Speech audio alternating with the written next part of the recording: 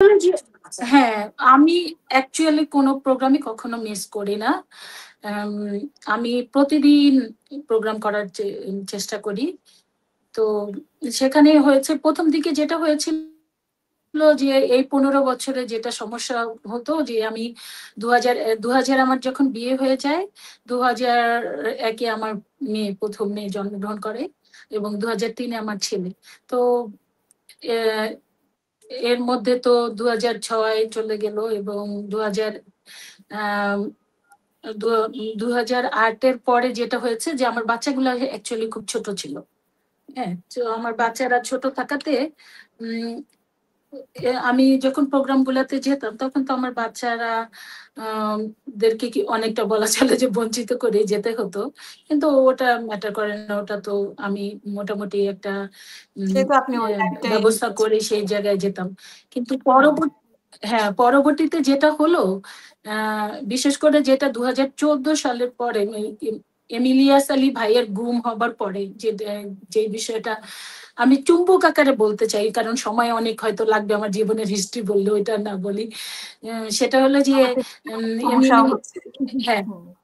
হ্যাঁ, সমস্যা হয়েছে নেটওয়ার্কের। ইলিয়াস ভাই যখন গুম হলো, তখন আপনারা নিশ্চয়ই মনে আছে যে ওই সময় আমাদের আম এসআই কমিটির অন্যতম সিনিয়র সদস্য আব্বাস ভাই কিন্তু একটা বসে বলছিলেন যে, আমাদের প্রায় ১০০ নেতার একটা লিস্ট করা হয়েছে যাদেরকে গুম করা হবে। এটা কিন্তু সত্যি ছিল বিষয়টা। কারণ আমার কাছে এরকম একটা ইনফরমেশন ছিল।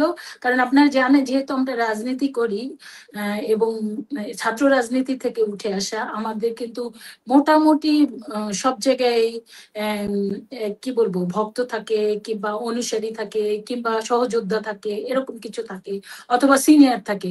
তো এরকমই আমার কাছে একটা ইনফরমেশন আসলো একদম অথেন্টিক। বলল যে, "আপা একটা লিস্ট করা হয়েছে। উম সেখানে কিন্তু একমাত্র মেয়ে যেটা হলো আপনার নাম আছে। অ্যাম আপনি কিন্তু কেয়ারফুল।" তখন আমার হাসব্যান্ডের কাছে বিষয়টা আসলো। তো আমাকে ডেকে নিয়ে ওর অফিসে নিয়ে গেল। তারপরে আমার সামনেই বলল। তখন তো আমার হাসব্যান্ড ভীষণভাবে কারণ আমার ছোট, ছোট ২ টা বাচ্চা। আমার হাসব্যান্ড খুবই নার্ভাস হয়ে গেল এবং ও বলল কি, "তুমি টোগ্রাম থেকে একটু দূরে থাকো।" আর ওই যে লোক আমাকে ইনফরমেশন দিল সে বলল যে, "আপনি কিন্তু আপাতত কারণ আগে মানে লাইফ সেভ তারপরে না আপনি যদি আপনি বেঁচে থাকেন তাহলে না আপনি কিছু করতে পারবেন। না হলে আপনার যদি কিছু হয়ে যায় তা আপনি তো আর দলের জন্য কিছু করতে পারবেন না।" তখন উনিও আমাকে সাজেশন দিল যে, "আপনি কিন্তু খবরদার আপনি যেইভাবে পাগলের মতো রাজনীতি করেন এইভাবে করতে যেয়েন না। কারণ আপনার বাড়ি মাদারীপুর। আপনার কিন্তু মাথায় রাখতে হবে আপনাকে কিন্তু এই গুম লিস্টে আছেন।"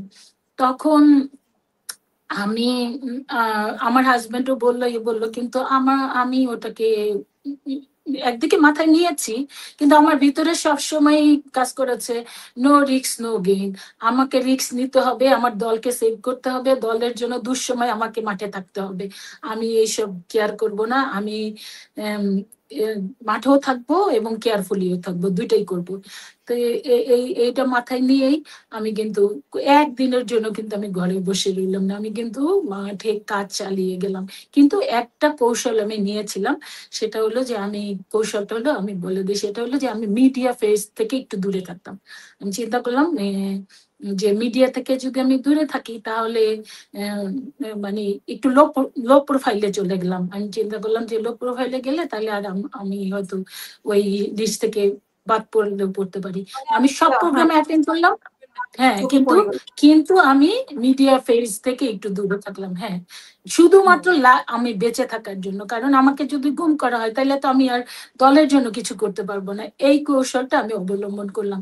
কিন্তু পরবর্তীতে তো আপনারা জানেন দিনে, দিনে পরিস্থিতি এত অস্বাভাবিক হতে চলল আমি যেটা সবচাইতে বেশি আমাকে করতো, আমি আমার নিজের জীবনের কথা উম হ্যাঁ, এটা তো সবসময় একটা চিন্তার মধ্যে থাকতামই। কিন্তু তার চাইতে বেশি আমাকে যেই ২ টা বিষয় আমাকে চিন্তিত করতো, সেটা হলো প্রথমত আমার ২ টা বাচ্চা। কারণ আপনারা জানেন যে অনেক সময় হতো কি নেতা-নেত্রীদেরকে গ্রেপ্তার করতে গিয়ে কিংবা ধরতে গিয়ে দেখা যেত ওদেরকে না পেলে উম ওদের বাচ্চাদের কিংবা ওদের হাজবেন্ডদেরকে টর্চার করতো।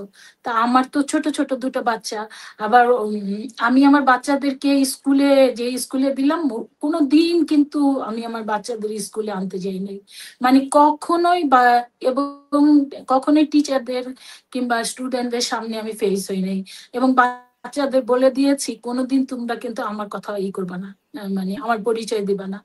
তো ওরা কখন প্রথম বলতো যে, "কেন মা, কেন করবো না?" আমি বলছি, "না, না, অনেক বিপদ হতে পারে।" তো আস্তে, আস্তে ওদেরকেও বুঝাতে চাইলাম যে, "দেখো আমরা তো বিরোধী দল। এখন তোমরা বেশি কিছু বললে বা বাচ্চারা আরো বেশি মানে আতঙ্কিত হতে পারে।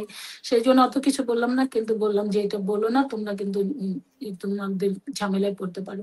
তো বাচ্চারা ওইভাবে ট্রেন আপ করলাম। তা আমি কোনদিন কিন্তু আমার বাচ্চাদের আনতে যাইনি, এবং বাচ্চারা হয়েছে কি যে আমার আরেকটা হলো, এটা শুধুমাত্র আমি না, আমার বাচ্চারাও এখন বলে যে আমাদের লাইফটা তো আমরা ট্রমার মধ্যেই বড় হয়েছি। যেমন আমার বাচ্চাদেরকে আমি কোথাও যেতে দিতে ভয় পেতাম। বাসায় সবসময়, মানে বাসার ভিতরে, এবং আমি বাসা থেকে বের হলেও আমি কিন্তু সবসময় একটা আতঙ্কের মধ্যে থাকতাম। যে এই